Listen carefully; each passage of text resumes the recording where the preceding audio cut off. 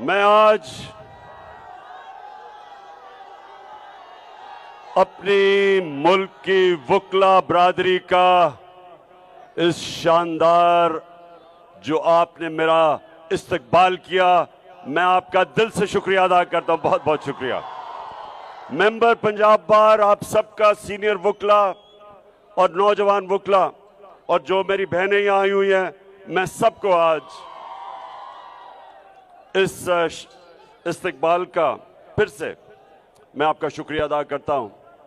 अब मैं दो चीजें कहना चाहता हूं और मैं आपकी तवज्जो इसलिए चाहता हूं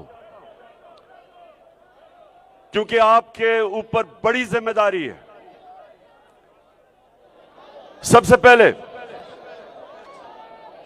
जिधर पाकिस्तान ये जब से इंपोर्टेड हुकूमत आई है, जिधर ये पाकिस्तान को लेके जा रहे हैं, जिस दलदल में हमारा मुल्क जा रहा है, आज IMF और वर्ल्ड बैंक वो कह रहे हैं कि पाकिस्तान श्रीलंका टाइप सिचुएशन में जा रहा है कि एक तरफ माइशत सुकड़ती जा रही है, बेरोजगारी बढ़ती जा रही है और दूसरी तरफ महंगाई आसमानों पे जा रही है। 50 साल तारीख में सबसे ज्यादा आज पाकिस्तान के अंदर महंगाई है। तो इन हालात के अंदर मुल्क एक बड़ी, जो कहते हैं, सोशल अनरेस्ट की तरफ जा रहा है। तो इसलिए मैं आज आपके पास जो बात करना चाहता हूं, नंबर 1, कि जब भी अब पाकिस्तान हमें इंशाअल्लाह इस दलदल से निकालेंगे तो सबसे ज्यादा जरूरत है इस मुल्क को वकला, लीगल कम्युनिटी, आप प्लीज सुन लें, रूल ऑफ लॉ की है। कानून की बालादस्ती की जरूरत है इस कौम को। जब तक इस मुल्क में इंसाफ का निजाम ठीक नहीं होता, माइशत नहीं ठीक होगी। मैं आपको बताऊं, सारी दुनिया मैंने देखी है। 20 साल ओवरसीज पाकिस्तानी क्रिकेट की वजह से रहा हूं। आधा साल बाहर क्रिकेट खेलता था, आधा साल पाकिस्तान में या दुनिया में। तो मैंने दुनिया देखी है। एक फर्क है, अमीर और गरीब मुल्कों के अंदर एक फर्क है। अमीर मुल्कों के अंदर रूल ऑफ लॉ है, इंसाफ है, और वो मुल्क जिधर गुर्बत है उधर जंगल का कानून है, उधर इंसाफ नहीं है। मुझे बताएं, कभी भी आपको मौका हो मगरबी ममालिक में जाने का, मैंने कभी नामालूम फोन कॉल से धमकियां किसी को नहीं देते देखा। मैंने कब्जा ग्रुप नहीं देखे। जमीनों के ऊपर किसी की जरूरत नहीं कब्जा करने की। मैंने आम आदमी को थानों के अंदर जिस तरह का जुल्म हुआ शहबाज गिल पे, किसी की जरूरत नहीं है करने की। किसी एक, ये नहीं कि वो कोई दहशतगर्द था या वो कोई माफिया का हिस्सा था या वो कोई हार्डन क्रिमिनल था। एक असिस्टेंट प्रोफेसर जो अमेरिकन यूनिवर्सिटी में पढ़ाता था, उसको उन्होंने नंगा करके 2 दिन तशद्दुद किया। ये किसी सिविलाइज्ड मुल्क में नहीं होता जिधर रूल ऑफ लॉ होता है। जरूरत नहीं होती किसी की। ये जो हमारे मुल्क में जिस तरह मीडिया के ऊपर सख्तियां, टेलीविजन चैनल्स बंद कर दी, जो इमरान खान को दिखाती थी चैनल बंद कर दी। वो सहाफी जिनकी इज्जत है माशरे में, क्रेडिबिलिटी है, अशर शरीफ जैसा आदमी वो मुल्क छोड़ के बाहर चला गया, साबिर शाकिर बाहर चला गया। एयाज अमीर जैसे दानश्वर को इन्होंने जलील किया। इमरान रियाज, यानी वो लोग जो माशरा जिनको क्रेडिबल समझता है, उनको सिर्फ इसलिए उनके ऊपर ये हर किस्म का उनके ऊपर FIRs काटी, उनके ऊपर धमकियां दी गई, उनके घरों में घुस गए। हमारा सोशल मीडिया का Arsalan doctor, PhD doctor Arsalan Khalid, उसके वो घर में नहीं था, 20 लोग उसके अंदर घुस गए, प्लेन कपड़ों के अंदर। सारी औरतें थी घर की, सिर्फ एक नौजवान था, उसको सारी औरतों के सामने मारा उसको। तो कौन से, मैं अपनी कौम को आज कहना चाहता हूं, मेरी कौम ये सुन लो, ये है जुल्म का निजाम, ये है जंगल का निजाम कि जो ताकतवर हो वो जो मर्जी करे और जो कमजोर हो कोई कानून उसकी हिफाजत ना करे। वो लॉ एनफोर्समेंट एजेंसीज जिनका काम है कि रूल ऑफ लॉ इंप्लीमेंट करना, वही कानून तोड़ती हैं, वही लोगों के ऊपर जुल्म करती हैं। और सबसे ज्यादा जरूरत यह समझ जाएं कि जब तक एक मुल्क में रूल ऑफ लॉ नहीं होता, उस मुल्क के अंदर इन्वेस्टमेंट नहीं आती। रूल ऑफ लॉ नहीं होता तो करप्शन होती है। जिन मुल्कों में रूल ऑफ लॉ होता है, करप्शन नहीं आ सकती। आपने कभी सुना है, कोई मुझे एक मगरबी मुल्क बता दें जो जिधर जमहूरी निजाम चल रहा है, एक बता दें जिनके वजीर आजम के अरबों अरबों अरबों रुपए की प्रॉपर्टीज मुल्क से बाहर हो, एक बता दें।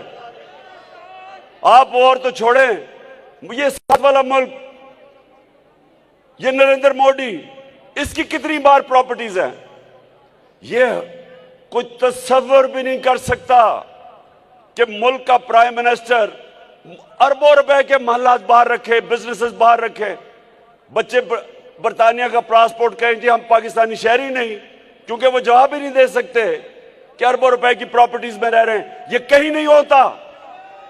ये तब होता है जब ताकतवर के लिए एक कानून और कमजोर के लिए दूसरा, जो जंगल का कानून है।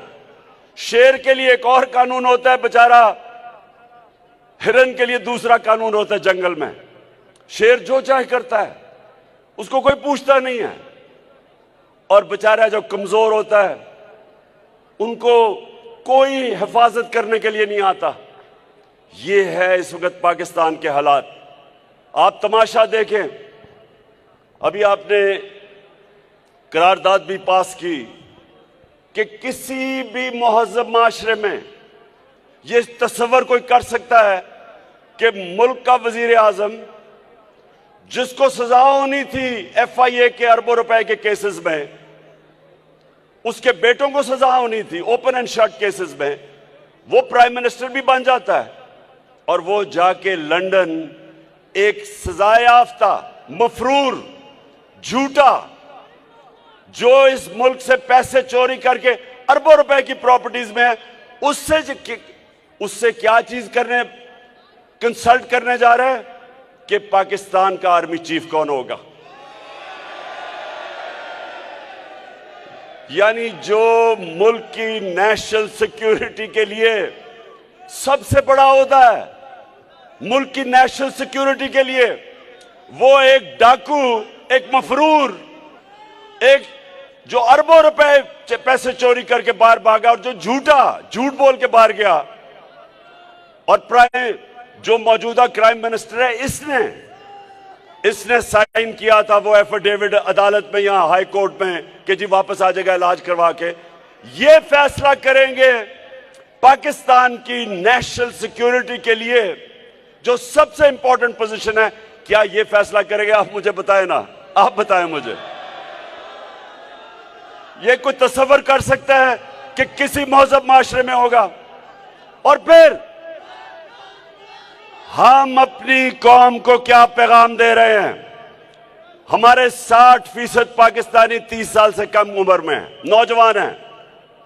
अपने यूथ को हम उनको हम क्या पैगाम दे रहे हैं कि कोई चोरी करना बुरी चीज नहीं है। हम कह रहे हैं कि अगर डाका मारो तो बड़ा डाका मारो, सिर्फ छोटे चेर जेलों में जाते हैं। बड़ा डाकू ये नहीं हम पकड़ सकते इस माशरे में। और मेरे ये आप वकला के लिए सबसे इंपॉर्टेंट कि मेरे नबी सल्लल्लाहु अलैहि वसल्लम ने कहा था, ये मैं बार बार लोगों को ये हदीस सुनाता हूं, ये आज हमारे मुल्क के लिए सबसे जरूरी है। उन्होंने कहा तुम्हारे से पहले बड़ी कौमें तबाह हुई। जब छोटा चोर चोरी करता था जेल में डालते थे, लेकिन जब बड़ा डाकू चोरी करता था उसको माशरा सजा नहीं देता था, वो तबाह हो जाता है। जो माशरे में रूल ऑफ लॉ नहीं होता वो आहिस्ता आहिस्ता तबाह होता है। और ये जो इन्होंने 5 महीने में जो पाकिस्तान के साथ किया है, जब से ये बैरूनी साजिश के तहत ये डाकू हमारे ऊपर आए हैं, इन्होंने जो मुल्क के साथ किया है दुश्मन भी ना कर सके।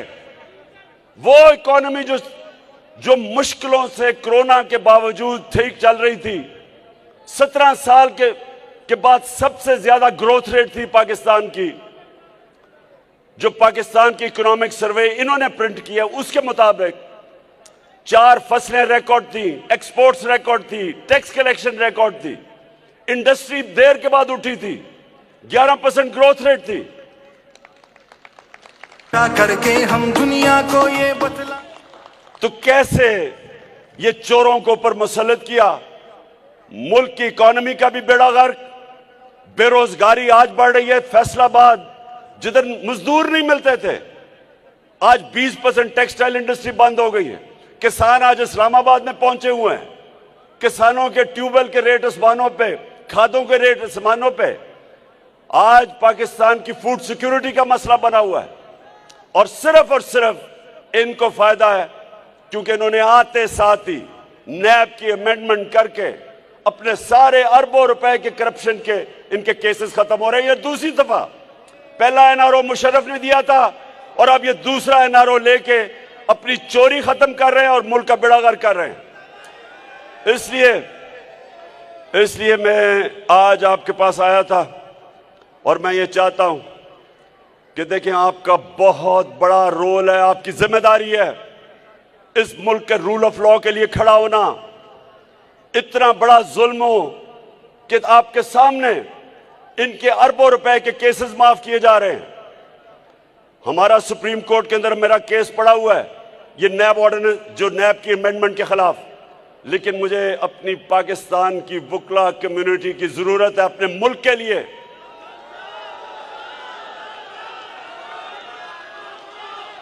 अपने मुल्क को हकीकी तौर पे आजाद करने के लिए, रूल ऑफ लॉ के लिए। रूल ऑफ लॉ, इंसाफ, जब हजरत अली रज़ी अल्लाह ताला ने कहा था कुफर का निजाम चल जाएगा, लेकिन नाइंसाफी और जुल्म का निजाम कभी नहीं चलता इस मुल्क में। मुझे लोग कहते हैं जी कैसे आप पाकिस्तान को इस दलदल से निकालेंगे। मैं आपको गारंटी करता हूं कि जो बैरून मुल्क पाकिस्तानी है, 1 करोड़ पाकिस्तानी बाहर है।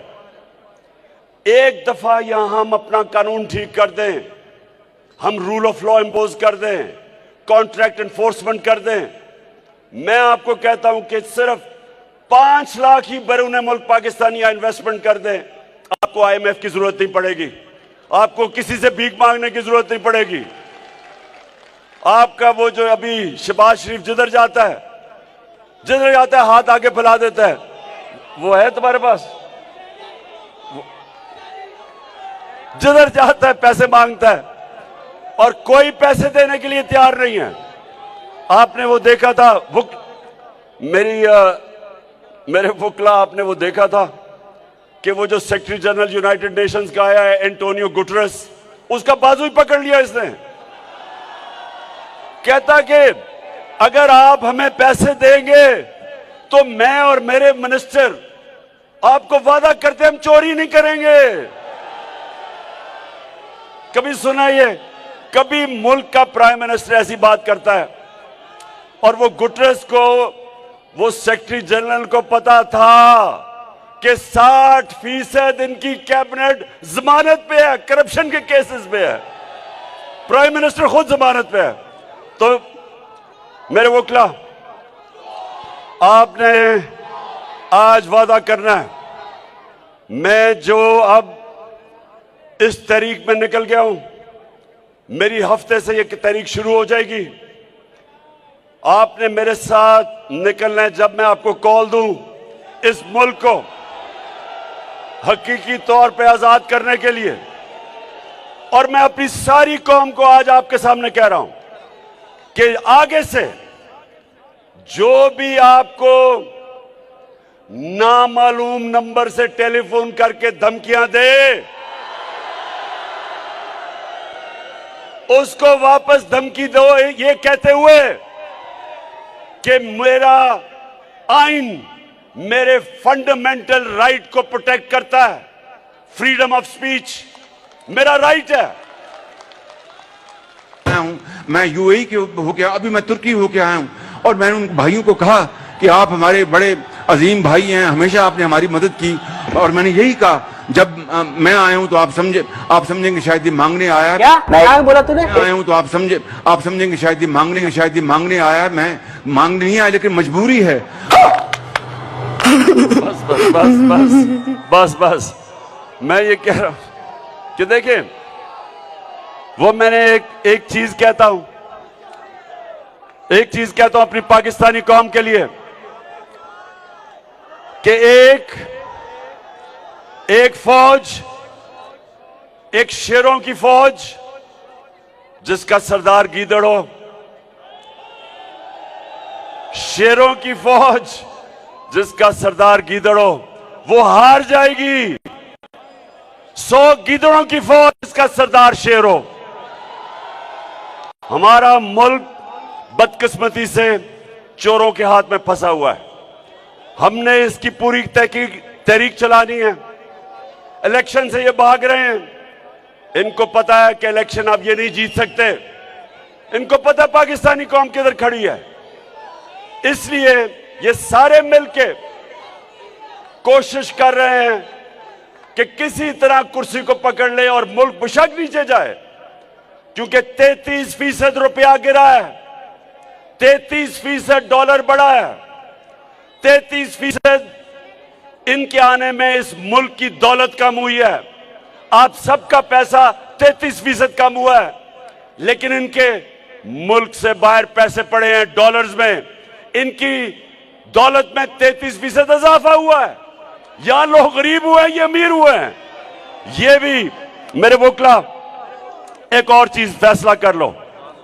आगे से अजान हो रही है, मैं बस खत्म कर रहा हूं। आगे से कभी किसी पार्टी को वोट ना देना जिसके लीडर और मिनिस्टर्स का पैसा पाकिस्तान में ना पड़ा हो। जिनका पैसा बाहर पड़ा है कभी उनको वोट ना देना, क्योंकि कॉन्फ्लिक्ट ऑफ इंटरेस्ट है। रुपया गिरता है उनको फायदा होता है या नुकसान होता है लोगों को। अब जो रुपया गिर रहा है, कौम में महंगाई आ रही है, कौम की दौलत में कमी हो रही है, लेकिन लंदन में वो बैठ के और ये जरदारी और ये नवाज शरीफ, इनकी दौलत में इजाफा हो रहा है। इसलिए आप सब तैयार हो जाओ, मैं कॉल दूंगा और इंशाल्लाह हकीकी तौर पे अपने मुल्क को आजाद करेंगे। पाकिस्तान जिंदाबाद।